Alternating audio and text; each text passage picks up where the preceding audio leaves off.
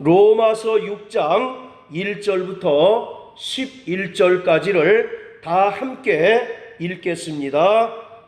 시작. 그런즉 우리가 무슨 말 하리요? 은혜를 더하게 하려고 죄에 거하겠느뇨? 그럴 수 없느니라. 죄에 대하여 죽은 우리가 어찌 그 가운데 더 살리요? 무릇 그리스도 예수와 합하여 침례를 받은 우리는 그의 죽으심과 합하여 침례 받은 줄을 알지 못하느뇨? 그러므로 우리가 그의 죽으심과 합하여 침례를 받음으로 그와 함께 장사되었나니 이는 아버지의 영광으로 말미암아 그리스도를 죽은 자 가운데서 살리심과 같이 우리로 또한 새 생명 가운데서 행하게 하려 함이니라. 만일 우리가 그의 죽으심을 본받아 연합한 자가 되었으면 또한 그의 부활을 본받아 연합한 자가 되리라. 우리가 알거니와 우리 옛사람이 예수와 함께 십자가에 못 박힌 것은 죄의 몸이 멸하여 다시는 우리가 죄에게 종노릇하지 아니하려 함이니 이는 죽은 자가 죄에서 벗어나 의롭다 하심을 얻었음이니라. 만일 우리가 그리스도와 함께 죽었으면 또한 그와 함께 살 줄을 믿노니 이는 그리스도께서 죽은 자 가운데서 다시 죽지 아니하시고 사망이 다시 그를 주장하지 못할 줄을 알미로라. 그의 죽으심은 죄에 대하여 단번에 죽으심이요 그의 살으심은 하나님께 대하여 살으심이니 이와 같이 너희도 너희 자신을 죄에 대하여는 죽은 자요 그리스도 예수 안에서 하나님을 대하여는 산 자로 여길지어다. 아멘.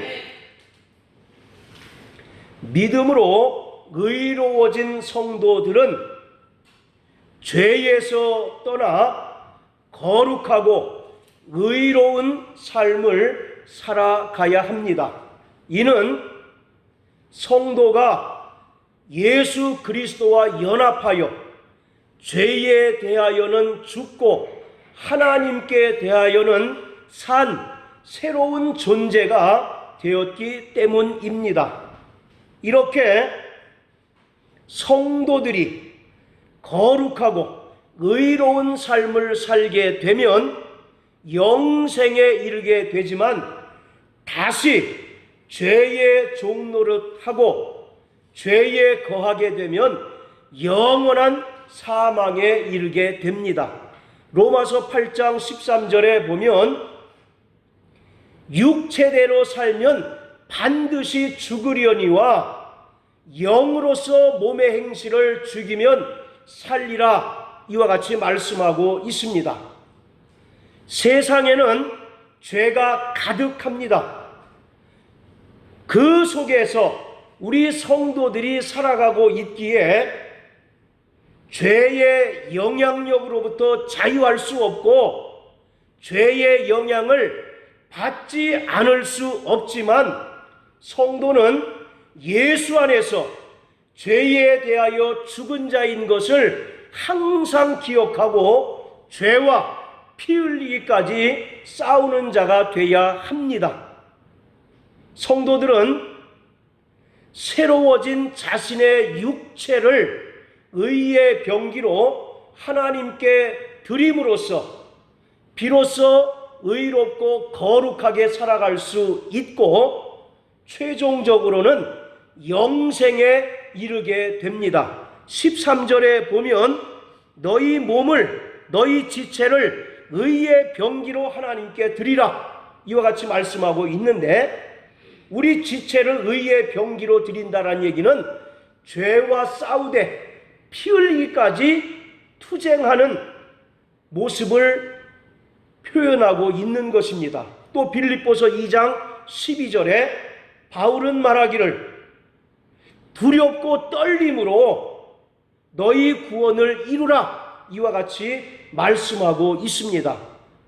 우리가 받은 칭의의 구원에서 끝나는 것이 아니라 우리 모든 성도들은 성화의 과정에 있습니다.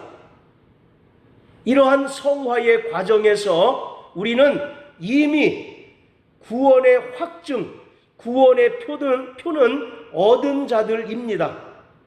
그렇지만 우리의 삶 속에서 끊임없이 자신이 구원받은 증거를 나타내며 살아야 하는 것이 또한 성도의 의무인 것입니다. 베드로전서 3장 21절에 보면 물은 구원하는 편이 곧 침례라고 이와 같이 말씀하고 있습니다. 이처럼 우리가 주님의 명령에 순종하여 침례를 받은 자는 구원의 표를 받은 자입니다. 그리고 그 이후에 끊임없는 성화의 과정에서 내가 구원받은 분명한 증거를 나타내며 살아야 하는 것입니다. 바울 당시에도 이방의 신비 종교에서 침례를 자신들의 그 입교 절차로 행했지만 기독교의 침례는 예수의 죽음과 부활에 연합하는 의미를 가집니다. 침례는 죄에 대하여는 죽고 의에 대하여는 산 자가 되어서 새로운 생명을 얻는 것입니다. 죄에 대하여 죽는 것은 그리스도인이 되기 위한 가장 본질적인 부분입니다. 그래서 침례를 받았다는 것은 죄에 대하여 죽었다와 다시 살았다라고 하는 두 가지 의미를 동시에 포함하고 있는 것입니다. 자, 저를 따라하세요. 나는 죄에 대하여 죽었다. 나는 다시 살아났다.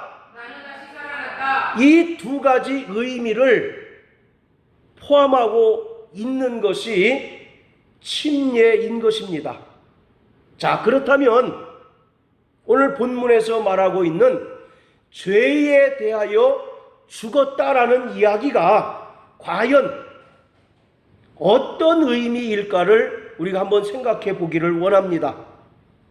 이것을 사람들이 추상적이고 관념적으로 생각하기 때문에 죄와의 영적인 투쟁에서 실패하는 경우가 많습니다.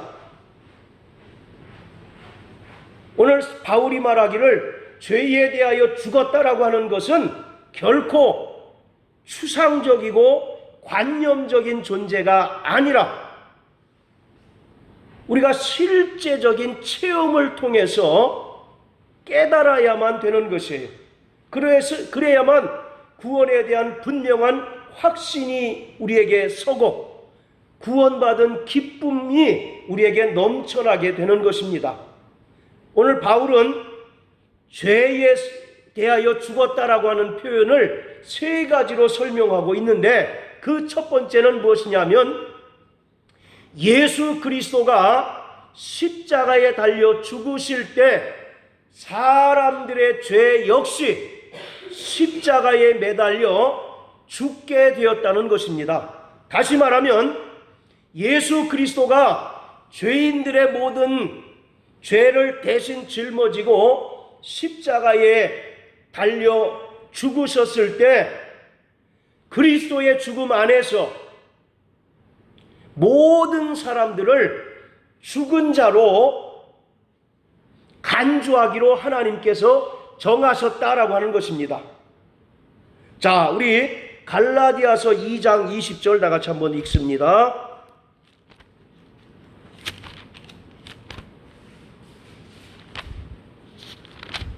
갈라디아서 2장 20절 시작. 내가 그리스도와 함께 십자가에 못 박혔나니 그런즉 이제는 내가 산 것이 아니요 오직 내 안에 그리스도께서 사신 것이라. 이제 내가 육체 가운데 사는 것은 나를 사랑하사 나를 위하여 자기 몸을 버리신 하나님의 아들을 믿는 믿음 안에서 사는 것이라. 예, 예수 그리스도가 십자가에 달려 죽으실 때에 그리스도의 죽음 안에서 모든 사람들도 함께 십자가에 달려 죽었다라고 하는 것입니다. 여러분들 마태복음 27장에 보면 많은 사람들이 유대인의 그 전례를 따라서 한 사람을 놓아주도록 되어 있습니다. 그래서 많은 군중들이, 유대인들이 누구를 놓아주라고 빌라도에게 요구하고 있습니까? 바라바죠. 바라바를 놓아주고 예수를 십자가에 매다소서라고 이렇게 요청합니다. 바라바라고 하는 말은 헬라어로 바르라고 하는 말과 아바라고 하는 말이 합쳐진 것이에요. 바르라고 하는 말은 아들 그런 뜻입니다. 그리고 아바라고 하는 것은 여러분들 잘 아시는 대로 아버지 그런 뜻이죠. 그러니까 바라바라고 하는 말은 아버지의 아들 그런 뜻이에요. 자, 세상에 아버지의 아들, 딸이 아닌 사람이 있습니까? 없습니까? 없죠. 그러니까 이 바라바라고 하는 것은 모든 인류를 대표하는 존재라고 우리가 이해하시면 되는 겁니다. 그런데 이미 우리가 십자가에 못 박혀 죽어야만 되는 거예요. 그런데 우리를 대신하여 누가 십자가에 못 박혀 죽으셨습니까? 예수 그리스도가 못 박혀 죽으셨죠. 그러므로 예수 그리스도가 십자가에 못 박히셨을 때 모든 죄인들도 함께 십자가에 못 박혀 죽었다라고 하는 것을 말하고 있는 것입니다. 그리고 두 번째, 죄에 대하여 죽었다라고 하는 말은 모든 죄악으로부터 자유함을 얻었다라고 하는 것입니다. 요한복음 8장 32절에 진리를 알지니 진리가 너희를 자유케 하리라 하신 말씀과 같이 죄에 대하여 죽었다라고 하는 말은 더 이상 우리를 죄가 주장하지 못하고 완벽하게 예수 그리스도가 십자가에 달려 죽으심으로 우리는 모든 죄로부터 자유함을 얻게 되었다라고 하는 것입니다. 그 분명한 표적이 뭐겠습니까? 우리가 죄로부터 자유하다라고 하는 것을 알 수 있는 표적이 뭐겠어요? 마가복음 16장 18절에 믿는 자들에겐 이러한 표적이 따르리니 저희가 내 이름으로 귀신을 내어 쫓는다라고 말씀합니다. 예수 그리스도가 십자가에 달려 죽으시고 부활하심으로 말미암아 사망 권세가 깨어진 것과 같이 오늘 우리가 예수 이름으로 귀신을 내어 쫓을 수 있는 것은 예수와 함께 우리가 십자가에 달려 죽고 예수와 함께 부활한 자인 것을 분명하게 입증해 주고 있는 것입니다. 그리고 우리가 완벽하게 죄로부터 자유하다라고 하는 것을 입증할 수 있는 명백한 표적이 귀신을 내어 쫓는 것이에요. 자, 이와 같이 죄에 대하여 죽었다라는 얘기는 모든 죄로부터 자유하다라고 하는 뜻입니다. 자, 저를 따라하세요. 나는 죄로부터 자유한 자다. 할렐루야. 자, 그런데 이와 같이 죄로부터 자유한 자는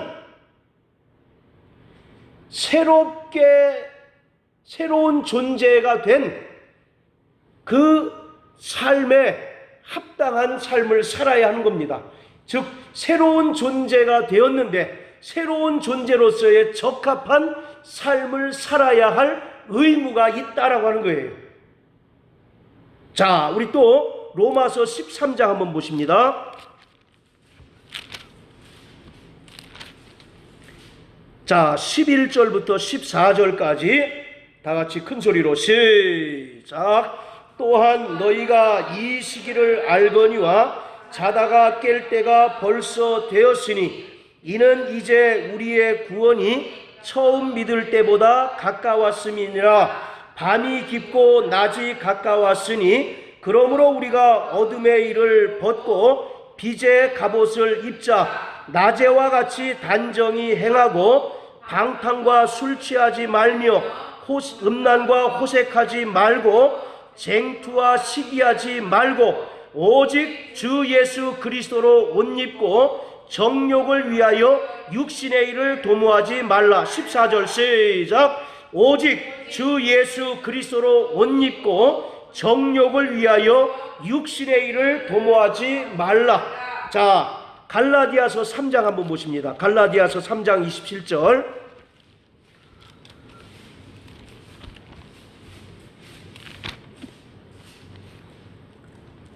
자, 시작. 누구든지 그리스도와 합하여 침례를 받은 자는 그리스도로 옷 입었느니라. 아까 로마서 13장 14절에 오직 예수 그리스도로 옷 입고 라고 하는 표현이 있는데, 예수 그리스도로 옷 입었다는 것은 무슨 뜻입니까? 그렇죠. 예수와 합하여 침례를 받았다. 그리고 침례받은 자는 더 이상 육신의 일을 도모하지 말고 빛의 갑옷을 입고 거룩하고 신령한 삶을 살아가야 한다라고 말하고 있습니다. 자, 또 에베소서 4장을 한번 다 같이 보시겠어요? 에베소서 4장. 자, 25절부터 32절까지 조금 긴데요. 한번 읽어보겠습니다. 시작. 그런즉 거짓을 버리고 각각 그 이웃으로 참된 것을 말하라. 이는 우리가 서로 지체가 됨이니라. 분을 내어도 죄를 짓지 말며 해가 지도록 분을 품지 말고 마귀로 틈을 타지 못하게 하라. 도적질하는 자는 다시 도적질하지 말고 돌이켜 빈궁한 자에게 구제할 것이 있기 위하여 제 손으로 수고하여 선한 일을 하라. 무릇 더러운 말은 너희 입 밖에도 내지 말고 오직 덕을 세우는 데 소용되는 대로 선한 말을 하여 듣는 자들에게 은혜를 끼치게 하라. 하나님의 성령을 근심하게 하지 말라. 그 안에서 너희가 구속의 날까지 인치심을 받았느니라. 너희는 모든 악독과 노함과 분냄과 떠드는 것과 회방하는 것을 모든 악의와 함께 버리고 서로 인자하게 하며 불쌍히 여기며 서로 용서하기를 하나님이 그리스도 안에서 너희를 용서하심 같이 하라. 자, 23절 24절 시작. 오직 심령으로 새롭게 되어 하나님을 따라 의와 진리의 거룩함으로 지으심을 받은 새 사람을 입으라. 할렐루야. 이처럼 죄에 대하여 죽었다라고 하는 말은 모든 죄로부터 자유하다라고 하는 의미가 있다고 말씀을 드렸어요. 그렇다면 죄에 대하여 자유함을 누리는 자는 과거의 습관을 따라 살지 말고 이제 새 사람을 입고 썩어져가는 구습을 따라 살지 말고 하나님의 영광을 드러내는 신령한 삶을 살아야 한다라고 말하고 있습니다. 그렇지 않으면 성령께서 근심한다라고 이렇게 에베소서 4장에 말씀하고 있는 것이에요. 그래서 죄에 대하여 죽은 자는 선천적인 성향이나 성품 그리고 인종적인 배경 등 과거와 단절되고 새로운 피조물로서의 하나님의 영광을 드러내는 삶을 살아야 한다는 것입니다. 여러분들 갈라디아서 5장에 보면 성령의 열매가 있죠. 그 성령의 열매는 인간의 성품이 아니라 하나님의 성품을 닮아가는 것을 말합니다. 그런데 많은 사람들이 오해하기를 이 사람은 본래부터 사랑이 넘치는 사람이고 본래부터 친절한 사람이라고 이렇게 이야기하는 사람들 많잖아요. 그런데 침례를 받고 죄에 대하여 죽었다라고 하는 것은 과거 옛사람의 성품이 완전히 단절되는 것을 말합니다. 그리고 성령을 따라서 하나님의 형상을 회복하고 하나님의 성품을 닮아가는 것을 이야기하고 있는 거예요. 자, 그리고 세 번째, 죄에 대하여 죽었다라고 하는 의미는 종말적인 의미로서 최종적으로 죄에 대하여 죽고 예수 그리스도가 다시 오실 때 영광스러운 부활로 일으킴을 받게 된다라고 하는 것입니다. 이것이 죄에 대하여 죽었다라고 하는 것을 표현하고 있는 것이에요. 자, 따라하세요. 나는 죄에 대하여 죽었다. 첫 번째 의미가 뭐라고 그랬습니까?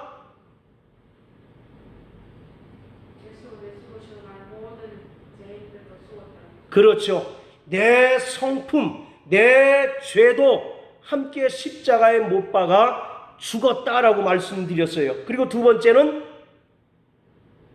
모든 죄로부터 자유하다라는 것입니다. 그리고 그 자유에는 분명한 대가가 있어야 되는데 우리가 새로운 피조물로서 적합한 삶을 살아야 한다. 그래서 에베소서 4장에 보면 심령을 따라 새로워지고 새 사람을 입으라 이렇게 이야기하고 있어요. 그리고 세 번째는 종말적인 의미로서 예수 그리스도가 재림하실 때 영광스러운 부활로 일으킴을 받게 된다라고 하는 것입니다. 오늘 저와 여러분들은 예수 그리스도와 함께 예수 그리스도의 명령을 따라서 침례를 받음으로써 죄에 대하여 죽은 자인 것을 믿으시길 주의 이름으로 축원합니다. 자, 그러므로 죄에 대하여 죽은 자는 더 이상 죄가 자신의 육체를 주장하지 못하도록 해야 하며 오히려 예수의 죽음과 예수의 부활에 연합하여 합당한 삶을 살아가야 하는 의무가 주어진 것입니다.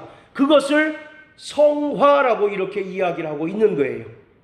그래서 칭의는 단회적인 사건입니다. 우리가 예수 그리스도에 흘리신 보혈을 믿는 순간 죄에서 자유함을 얻고 하나님께로부터 의롭다 선언을 받습니다. 그것을 우리는 칭의라고 이야기를 해요.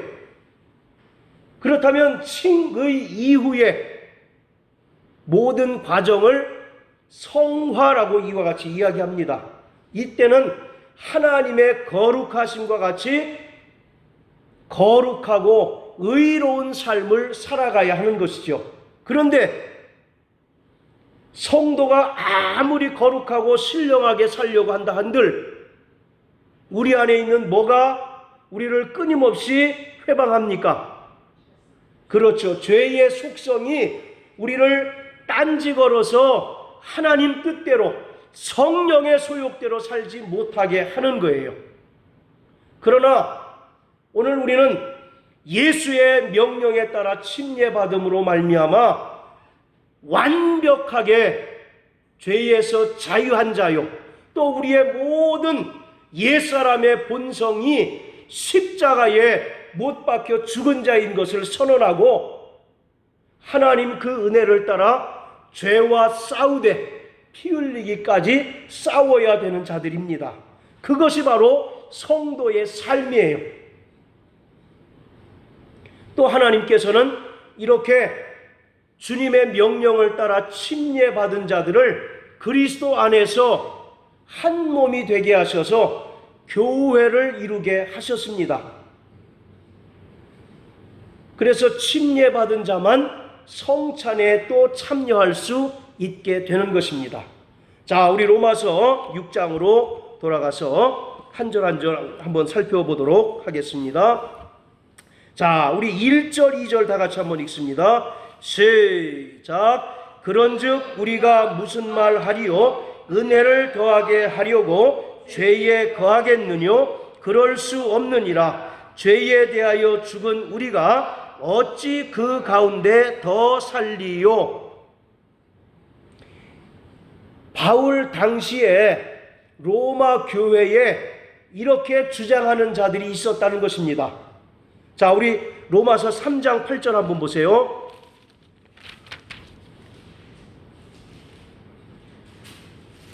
자, 우리 김영미 집사님 한번 읽어주세요. 그러면 선을 이루기 위하여 악을 행하자 하지 않겠느냐. 어떤 이들이 이렇게 비방하여 우리가 이런 말을 한다고 하니 저희가 정죄받는 것이 옳으니라. 예, 그 가로 안에 보면 어떤 이들이 이렇게 비방하여 우리가 이런 말을 한다고 하니, 그런 말씀 있죠. 그러니까 이들은 바울이 전한 이신칭의의 복음을 오해한 자들이 생겨나게 된 겁니다. 그러니까 이들은 구원받으려면 믿음만 있으면 된다라고 이렇게 오해를 해서 한 번 은혜를 받고 구원받은 이후의 삶은 어떠하든지 상관없다라고 이렇게 극단적으로 주장하는 무리들이 있었다는 것이죠. 지금 6장 1절에는 그 얘기를 하는 것입니다. 은혜를 더하게 하려고 죄에 거하겠느냐, 이렇게 생각하는 사람은 참으로 어리석다는 것입니다.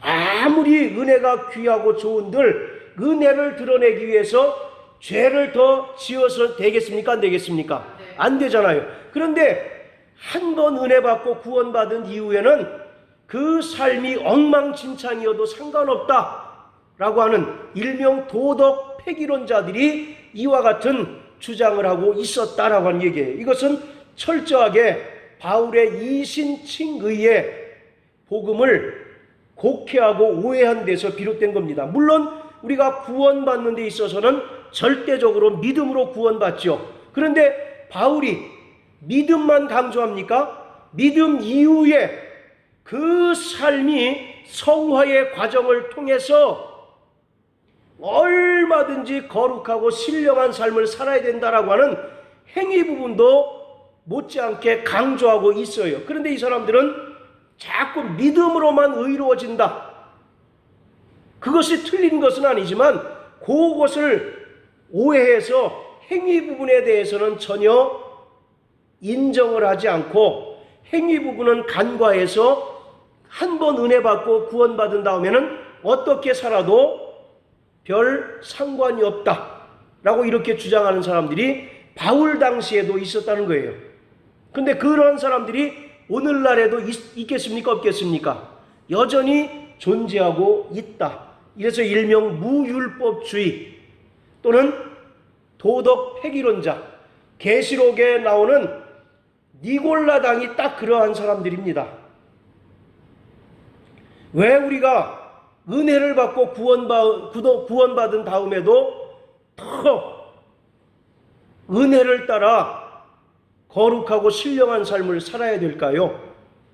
우리 죄인들을 구원하시기 위하여 하나님께서 독생자 예수 그리스도를 십자가에 죽는 데까지 내어주셨고, 그 결과로 우리 모든 성도들이 죄에 대하여 죽은 자들이 되었기 때문에 오늘 우리는 더 이상 죄가 자신을 주장하지 못하고 오직 하나님의 그 은혜를 따라 살아야 하는 의무가 우리에게 주어졌다라고 하는 것이죠. 그것을 바로 성화라고 설명하고 있는 것입니다.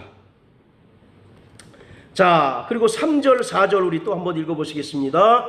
시작. 무릇 그리스도 예수와 합하여 침례를 받은 우리는 그의 죽으심과 합하여 침례 받은 줄을 알지 못하느뇨. 그러므로 우리가 그의 죽으심과 합하여 침례를 받음으로 그와 함께 장사되었나니 이는 아버지의 영광으로 말미암아 그리스도를 죽은 자 가운데서 살리심과 같이 우리로 또한 새 생명 가운데서 행하게 하려 함이니라. 아멘. 예수와 합하여라고 하는 말은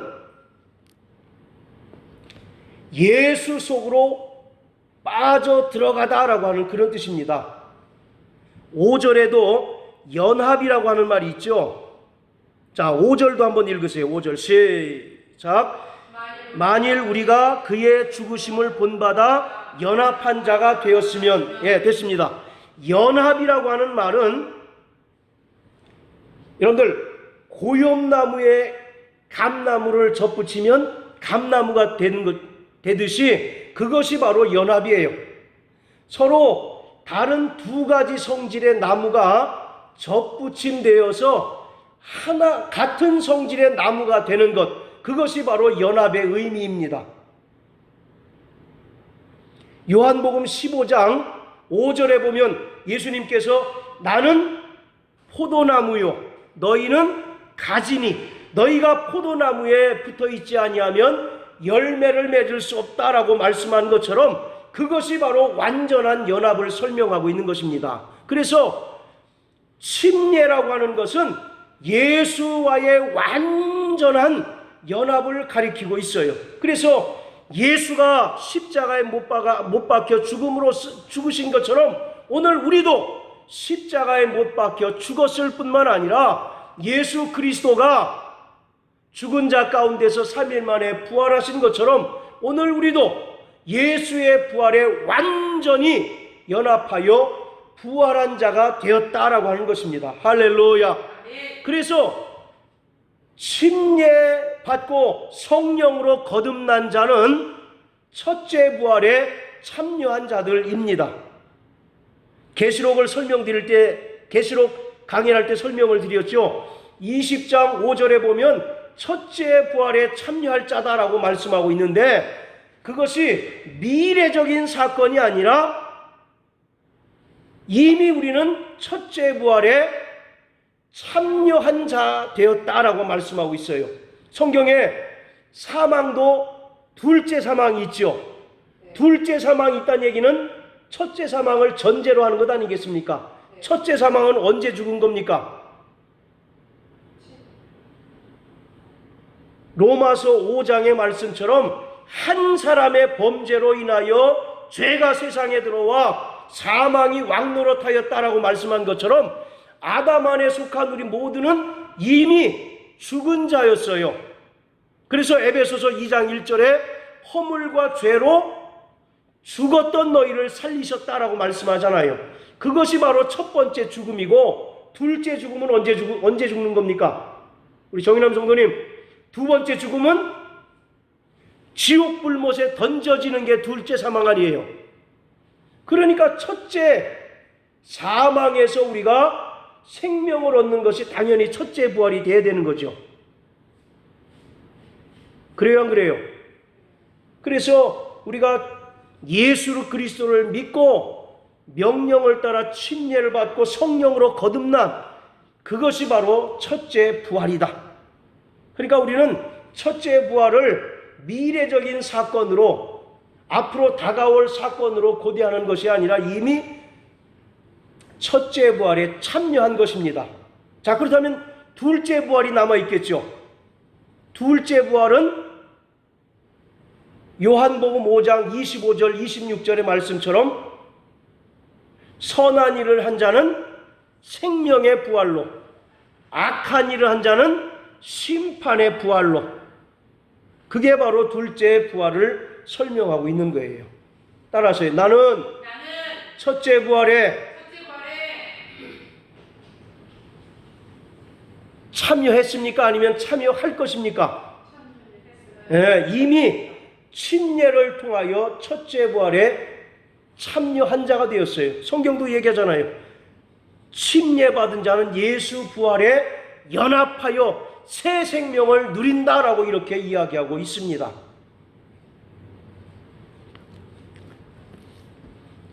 그것이 바로 5절의 말씀이에요. 5절의 말씀. 만일 우리가 그의 죽으심을 본받아 연합한 자가 되었으면 또한 그의 부활을 본받아 연합한 자가 되리라. 예수와의 연합은 죽음에서 끝나는 것이 아니라 부활과도 연관이 됩니다.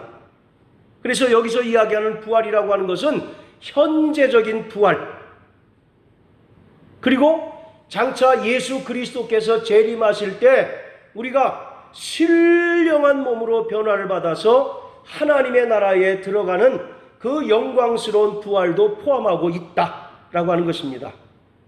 틀림없이 우리는 첫째 부활에 참여한 자인 것을 믿으시길 바랍니다. 이것에 대해서는 충분히 설명드렸다고 생각을 합니다. 자, 6절, 7절 같이 한번 읽습니다. 시작. 우리가 알거니와 우리 옛사람이 예수와 함께 십자가에 못 박힌 것은 죄의 몸이 멸하여 다시는 우리가 죄에게 종노릇하지 아니하려 함이니 이는 죽은 자가 죄에서 벗어나 의롭다 하심을 얻었음이니라. 아멘.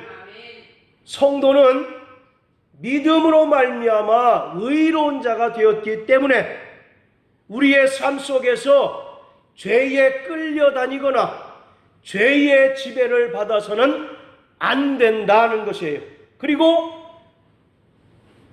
의로워진 자가 다시 죄의 종노릇해서는 안 된다라고 말씀하고 있습니다. 성경에 이런 말씀이 있죠. 돼지를 아무리 깨끗이 씻겨놓은들 다시 그가 더러운 곳에 눕지 않느냐, 그런 말씀이 있죠. 개에게 진주를 던지지 말라, 그런 말씀 있잖아요. 그와 같이 한번 예수 그리스도의 그 은혜로 의로워지고 또 구원받은 성도들은 다시 죄의 세력이 자신을 주장하지 못하도록 하나님의 그 은혜를 따라 살아야 된다라고 말씀하고 있습니다. 아까도 말씀드린 것처럼 우리 신앙생활은 보이지 않는 영적인 존재와의 싸움 이전에 누구와의 싸움입니까? 나와의 싸움이에요. 내 안에 있는 죄의 본성과의 싸움입니다. 자, 8장 한번 보세요. 로마서 8장.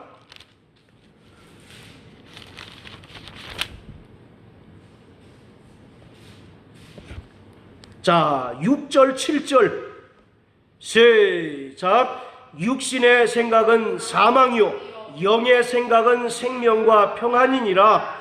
육신의 생각은 하나님과 원수가 되나니 이는 하나님의 법에 굴복치 아니할 뿐 아니라 할 수도 없음이라. 자, 13절 시작. 너희가 육신대로 살면 반드시 죽을 것이로되 영으로서 몸의 행실을 죽이면 살리니. 육신의 생각은 사망이나 영의 생각은 생명과 평안이다. 여기서 영의 생각은요, 인간의 영혼이 아니라 성령의 생각, 그런 뜻입니다.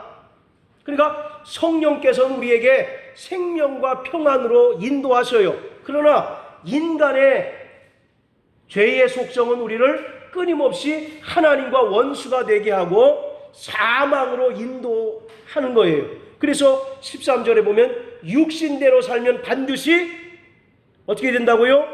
죽을 것이로되 영으로서, 여기서도 영이라고 하는 것은 성령입니다. 성령으로서 몸의 행실을 죽이면 살리라. 할렐루야.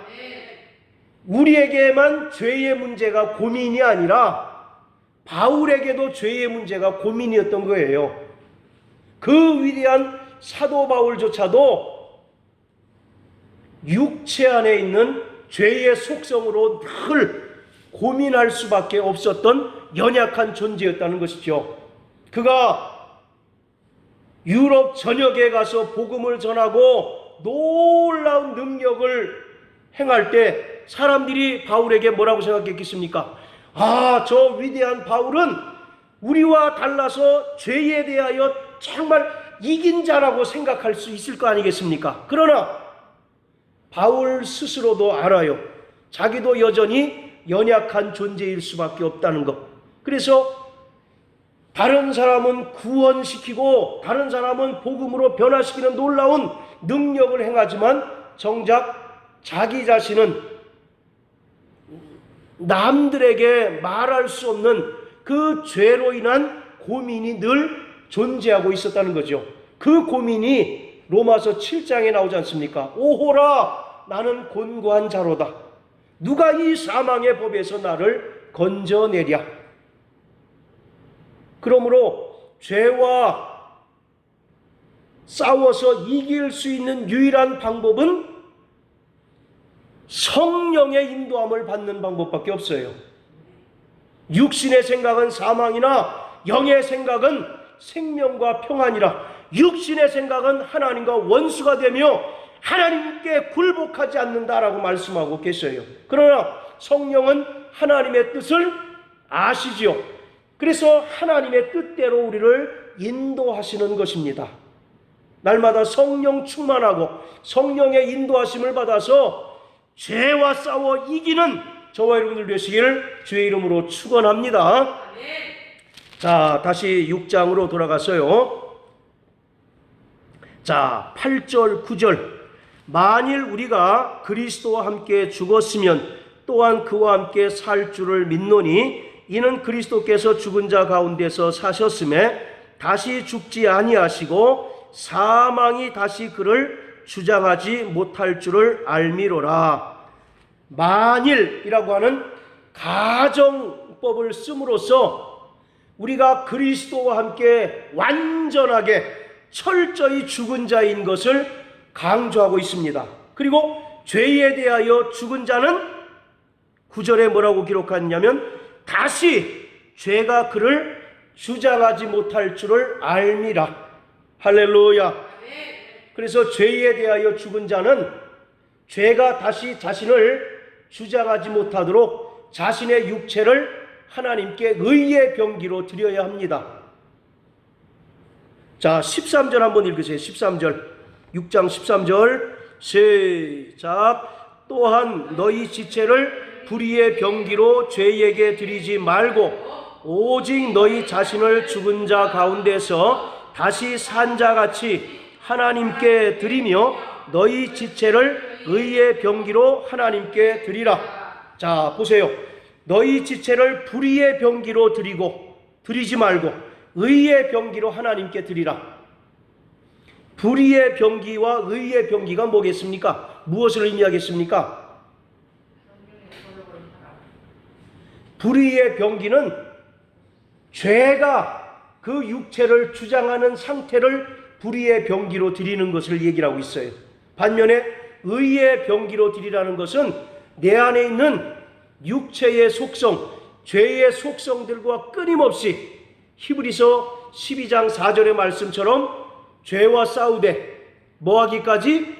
피 흘리기까지 싸우는 것을 의의 병기라고 설명하고 있는 것입니다. 오늘 저와 여러분들은 예수 그리스도와 함께 예수 그리스도와 연합하여 침례를 받음으로써 죄에 대하여 완전히 죽은 자인 것을 믿으시길 주의 이름으로 축원합니다. 그러므로 오늘 우리의 육체를 다시는 죄가 주장하지 못하도록 우리는 끊임없이 성령님을 의지해야 합니다. 우리는 모든 책임을 귀신에게 돌리는 경향이 있어요. 그러나 근본적인 책임은 누구에게 있습니까? 내 안에 있는 거예요. 아까 에베소서 4장에도 말씀하잖아요. 해가 지도록 분을 품지 말라. 누가 틈탄다고? 마귀가 틈탄다라고 말하고 있어요. 우리가 죄악된 생각을 하면 마귀가 신기하게 틈타서 우리를 죄짓게 만드는 것입니다. 그러니까 우리는 귀신을 내어 쫓기 이전에 이미 성령으로 우리의 육체의 속성을 제어하고 죽이는 과정을 끊임없이 거쳐야 돼. 그 사람이 승리자인 것입니다. 우리가 같은 신앙생활을 해도 어떤 사람은 평탄하게 신앙생활을 하는 사람이 있는가 하면 어떤 사람은 유달리 평지풍파가 많은 그런 사람이 있죠. 왜 그런 차이가 있겠습니까? 같은 교회에 다니고 같은 설교 말씀을 듣고 같은 성경을 읽고 기도하는데 어떤 사람은 평안한 가운데 신앙생활하는 사람이 있고 그렇다고 해서 이 사람에게 고난이 없는 건 아니에요. 그러나 평안한 상태로 신앙생활을 하는 사람이 있고 어떤 사람은 그 신앙생활 자체가 매우 불규칙하고 마치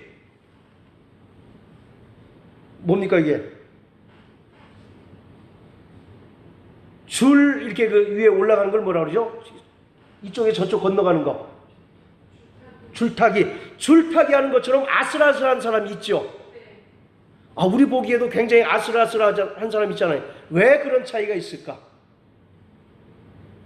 문제는 오늘 말씀을 근거로 해서는 그 사람이 성령을 의지해서 죄의 속성을 다스리고 죄의 속성을 이기느냐, 그렇지 않고 여전히 신앙생활하면서도 유혹거리가 많아서 자꾸 그 유혹을 따라 사느냐, 거기에 따라 그 신앙생활이 달라진다라고 하는 것을 우리가 알 수가 있는 거예요. 자, 따라하세요. 나 영혼아, 성령의 충만함을 받자. 나 영혼아, 성령의 인도함을 받자. 육신의 생각은 사망이나 영의 생각은 생명과 평안이다라고 말씀합니다. 자, 그리고 마지막 10절 11절 그의 죽으심은 죄에 대하여 단번에 죽으심이요 그의 살으심은 하나님께 대하여 살으심이니 이와 같이 너희도 너희 자신을 죄에 대하여는 죽은 자요 그리스도 예수 안에서 하나님을 대하여는 산 자로 여길지어다. 아멘. 예수 그리스도가 단번에 그 육체를 들이심으로써 인간의 모든 죄의 문제를 완벽하게 해결해 주셨습니다. 그래서 과거와 현재와 미래의 모든 죄까지라도 완벽하게 예수 그리스도께서 대속해 주셨어요. 그래서 누구든지 예수의 피를 힘입어 회개하는 자들은 그 죄를 사해 주시고 도말해 주실 뿐만 아니라 기억지 아니하십니다. 자, 우리 이사야서 43장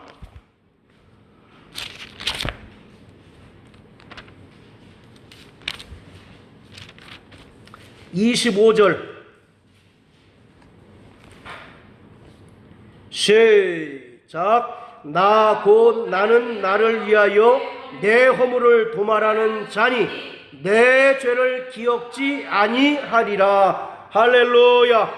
하나님은 회개한 죄에 대하여는 다시는 기억지 아니하십니다. 하나님은 전지하신 분이시지만 성도가 믿음으로 회개한 죄에 대하여는 고의적으로 망각하시는 능력이 있으신 분이에요. 자, 또 44장 22절 자, 시작. 내가 내 허물을 빽빽한 구름에 사라짐 같이 내 죄를 안개에 사라짐 같이 도말하였으니 너는 내게로 돌아오라. 내가 너를 구속하였음이라. 할렐루야. 얼마나 안개가 자욱합니까? 그래서 한 치 앞도 내다볼 수 없는 그런 상황인데, 그런데 해가 뜨게 되면 안개가 어떻게 됩니까? 언제 그랬냐는 듯이 완벽하게 사라지죠. 마찬가지로 우리의 죄가 아무리 중하다 할지라도 예수의 보혈을 의지하고 마음을 찢고 통회하여 회개할 때에 하나님께서는 우리의 모든 죄를 도말하시고 도무지 우리의 죄를 기억지 아니해 주십니다. 할렐루야. 그러므로 그리스도와 합하여 침례를 받은 자는 죄에 대하여 죽은 자인 것을 믿으시길 주의 이름으로 축원합니다. 그래서 더 이상 그 죄가 자신의 육체를 다스리지 못하도록 우리는 성령님을 의지하고 또 날마다 회개하는 자 되어야 하는 것이에요. 회개는 하나님께서 우리 인간들에게 주신 가장 최고의 선물인 것입니다. 할렐루야. 그래서 누구든지 그 예수의 보혈을 의지하여 회개하는 자들은 하나님께서 다시 기억지 아니하신다라고 말씀하고 계십니다. 그리고 이와 같이 죄에 대하여 죽은 자는 예수 그리스도의 부활에 연합하여 새 생명 안에서 참으로 왕 노릇하게 될 것이다 라고 성경은 분명히 말씀하고 있습니다. 이 시간으로 다 같이 기도하겠습니다.